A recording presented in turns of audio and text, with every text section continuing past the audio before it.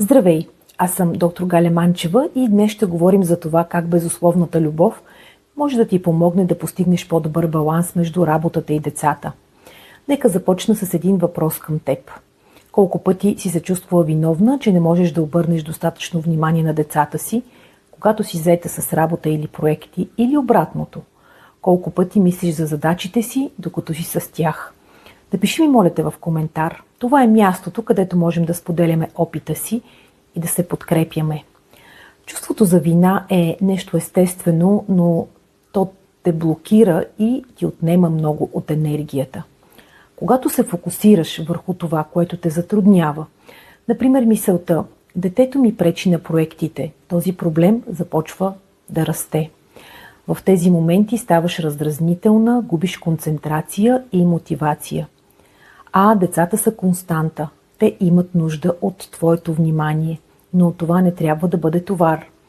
Вместо това можеш да използваш безусловната любов, за да интегрираш родителството в живота си спокойно и хармонично.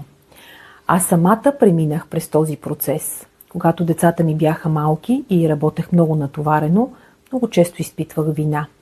В един момент започнах да наблюдавам къде насочвам вниманието си и осъзнах, че когато се фокусирам върху радостта и възможностите, а не върху пречките, всичко се променя.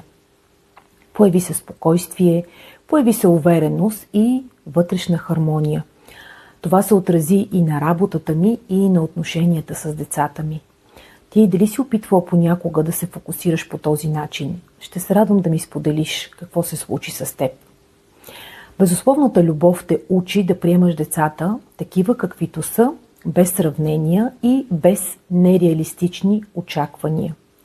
Когато я практикуваш, започваш да насочваш енергията си към решенията и радостта вместо към проблемите. Ставаш по-търпелива, по-спокойна и по-присъстваща.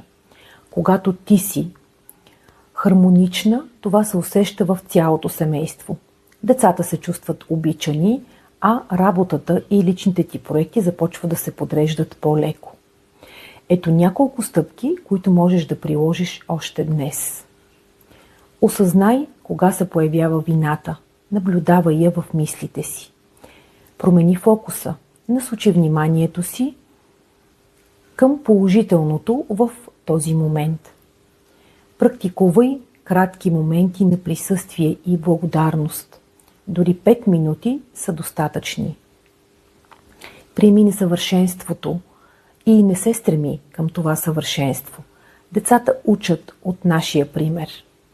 И сега се замисли, коя от тези стъпки можеш да приложиш веднага. Безусловната любов ти дава ключ към вътрешната хармония. Да съчетаеш родителството с професионалния и личния си живот, без да се чувстваш виновна.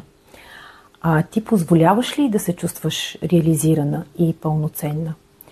В следващите видеа ще ти споделя конкретни упражнения и практики за безусловната любов, които можеш да прилагаш в ежедневието си. Абонирай се и сподели опита си в коментарите. Така ще се подкрепиме по пътя към вътрешната хармония.